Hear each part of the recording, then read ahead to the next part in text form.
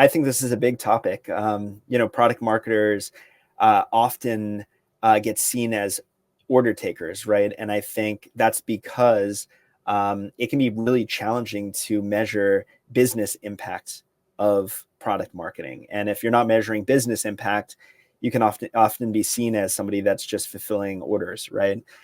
So I think, those product marketers that are able to ultimately tie their activities to true business impact are those that end up being seen as a much more strategic resource than a tactical order taker. But the way that I like thinking about measuring product marketing's impact on the buyer journey is really sort of three buckets of measurements.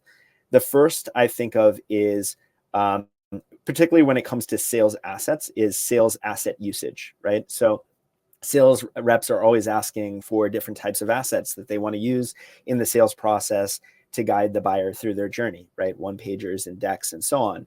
And, it's important for product marketers to measure that they're not just requesting those assets, but they're actually using those assets, right? And that, that what they're delivering is actually having an impact on the productivity of the sales reps. So that's one thing that I like to do, is to look at it on that level. We've created these one pagers, we've created these decks, we've created these case studies or these competitive pages. Are the sales team actually using those assets to drive impact throughout the buyer's journey? The next layer that I like to think about is buyer engagement, right? So, okay, the sales team is actually using these pieces of collateral, but is the buyer engaging with them, right? Is it resonating with the buyer? Are they checking out these assets? Are they downloading it? Or if it's something on your website, like a alternative page or a case study, is traffic being driven to that page, and are people engaging with those pages? Again, you brought up, George, interactive product demos. Those products do a great job of measuring engagement, right? You can actually see sort of what they're engaging with, how long they're staying through those interactive demos, where they're dropping off, right? So that's kind of the second layer that I like to look at.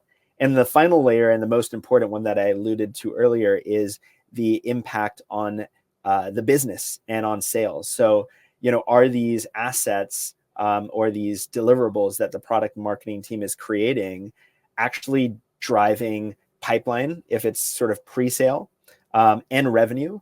And what are other metrics that we can look at to really see the impact? Well, if it's a competitive asset, maybe we can look at win rate, competitive win rate, and see if it's actually having an impact on win rate.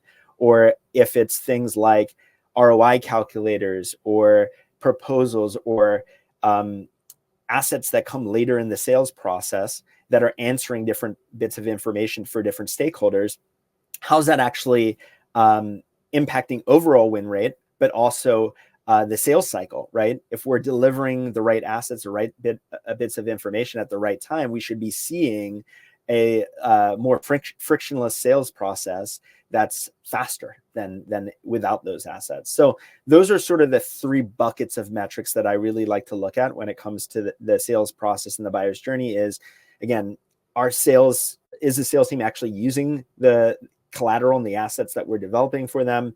Are buyers then engaging with those assets? And then finally, are these assets having an impact on actual sales and the sales journey and sales process?